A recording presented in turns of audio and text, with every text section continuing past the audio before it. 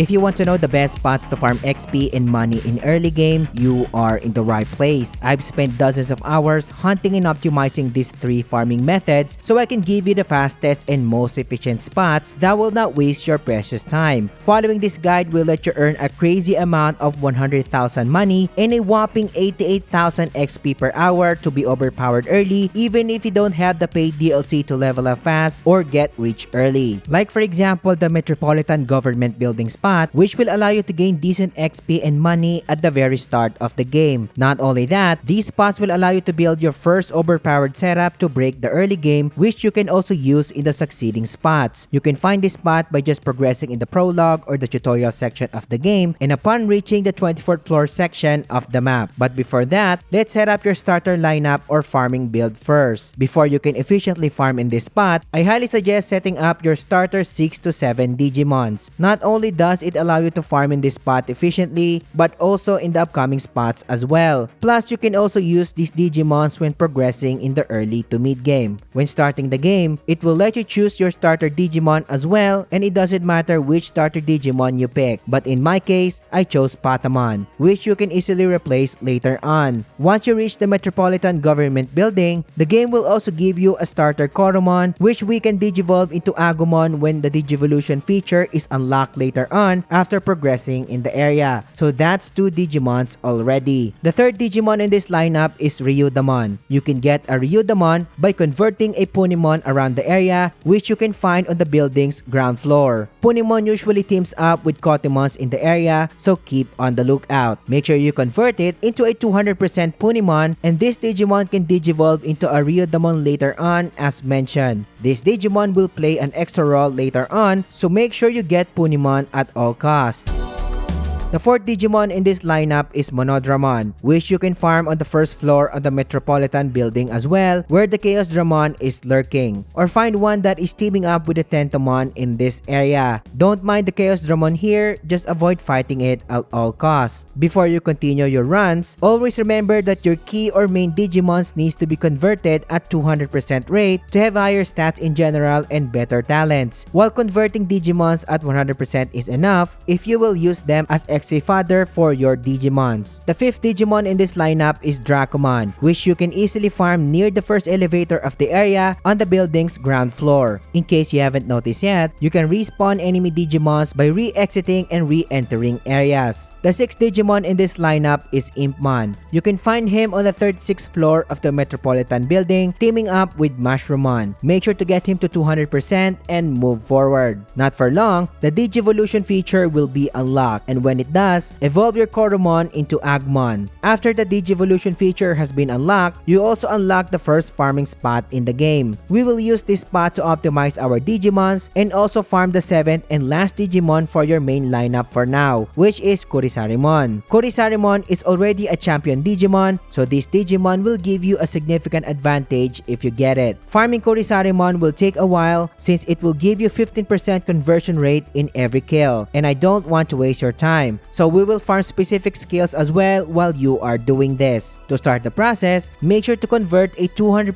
Kuramon first by farming it near the Kurisarimon's location. Kuramon usually teams up with Kerumon in this area. There's a nearby staircase that you can use to respawn all of the Digimons here. Once you have converted a Kuramon, slot in your party as a reserve. And remember, I asked you to get a Punimon at the beginning of this guide. Make sure to slot Punimon as a reserve member as well. Your final lineup before farming should look like this. We will officially start the farming runs, so make sure the difficulty is set on story mode and to make your farming runs faster as well. I usually start the method by digi-attacking the Tentomon near the stairs, and then the next one is Keramon near the Kurisarimon. If an encounter switches to turn-based battles, just use your Digimon's special abilities to quickly take out enemies in this area. There's Gasimon and a Gotsumon behind the rocks here, so take that out as well. Lastly, hit the Kurisarimon with a Digi attack and take it out quickly in a turn-based battle. Head to the staircases and re-enter the area to respawn all of the enemies that we just took out, and then rinse and repeat.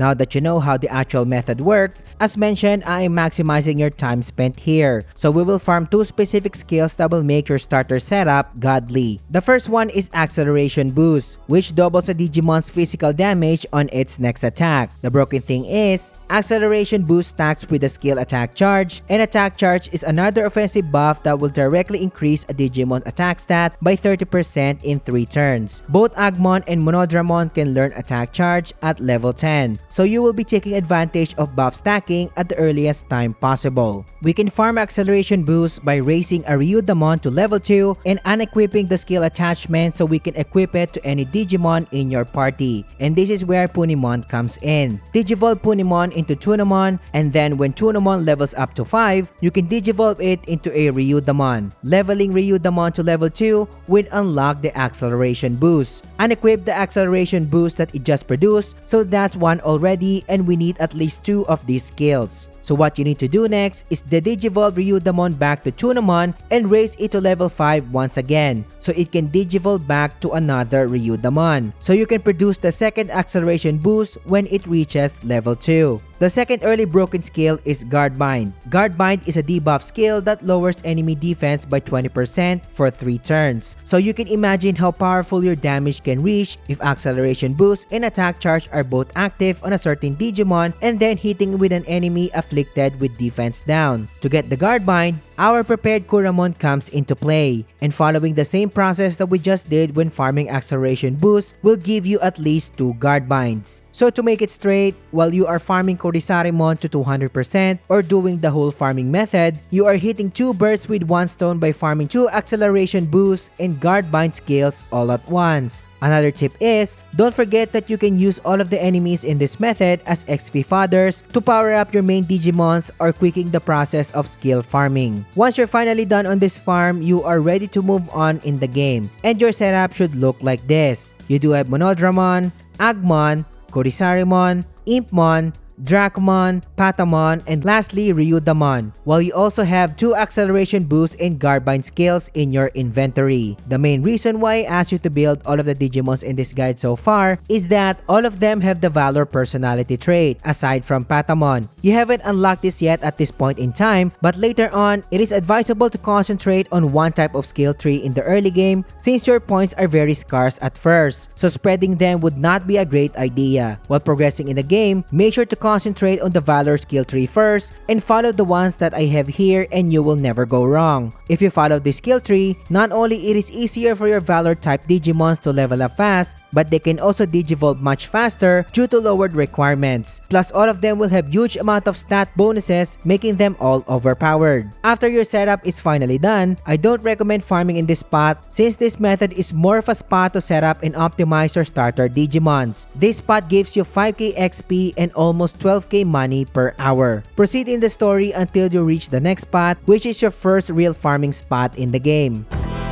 The Central Town Spiral Waterway is no doubt the first efficient and best farming spots of the early game, but the catch is, it will take hours just to access the spot, and the good thing is, you really don't need to farm for XP and money when progressing up to this point. The Central Town Spiral Waterway will allow you to easily take out multiple monsters that are weak to fire, placed on an efficient farming route. You will never miss this location since this is your first dungeon in the digital world, and the main scenario events will bring you into this place. If you are following the video so far, you only need 3 of the previously built Digimons that I asked you to make when setting up in the previous spot. At this point, your Agmon should turn into a regular Greymon, which is our main fire damage AoE dealer in this spot. Equip Greymon with all of the attack attachment you have and you are good to go. While Monodramon Digivolve into a Raptor Dramon, which is generally good for single target combat, and it is equipped with Walk Napalm 2. Your Greymon can learn this skill, so let Raptor Dramon use it. Lastly, our Dracomon evolved into V-Dramon, another fire-dealing Digimon next to Greymon, and his V-Nova Blast ability is enough to get you going in this spot. And just in case you want to work with your other champion Digimons, Patamon obviously Digivolved into Angemon, Impmon Digivolved to Devimon, and our Ryudamon changed into Ginryumon. And again, make sure the difficulty is on story mode so enemies will be weaker and the battle speed is changed to max speed. Starting the actual method from where the theater is located. Start riding Greymon and run over enemies by following the spiraling staircase all the way to the entrance. Pretty simple and straightforward.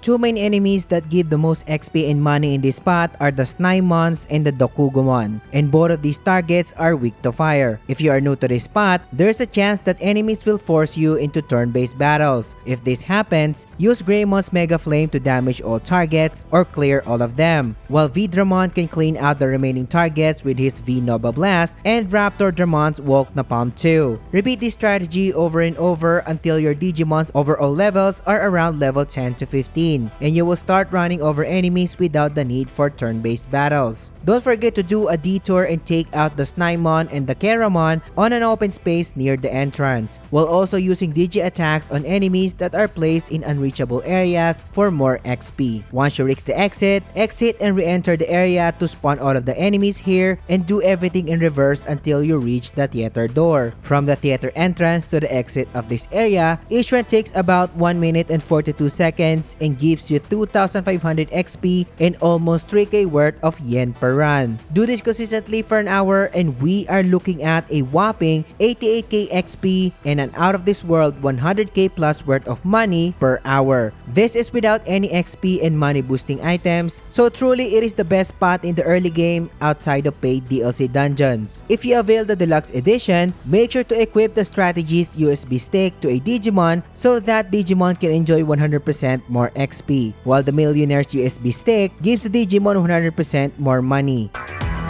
Well, there is no doubt that the best overall spot in the game if you have the cash are the paid DLC dungeon. This may piss you off since you need to buy the DLC dungeon separately, so I decided to just cover it as a bonus spot. And not everyone is willing to cash in just for a DLC dungeon to grind, but it is still an option, so it is listed here. If you decide to buy the Outer Dungeon DLC, you can access this dungeon as early as you unlock the theater feature, which can be very early in the game. Let me give you a quick rundown of XP Dungeon. This dungeon offers you Koromons to farm in the early stages of the game, and each of them can drop Courage Point 1, which adds 5k XP to any Digimon, while Courage Point 2 also drops and adds 10k worth of XP to any Digimon. And of course, it is clear as day that your hourly gains from this dungeon are superior compared to all regular spots in the game, giving you 1.5m XP to 3 million worth of XP per hour. And yes, I'm not that excited despite the gains, since I didn't like how Bandai was pretty shady in this deal, and not to mention, a lot of people are also annoyed by how the DLC was introduced. The same thing applies to money farming, as there is a dedicated outer dungeon for money farming.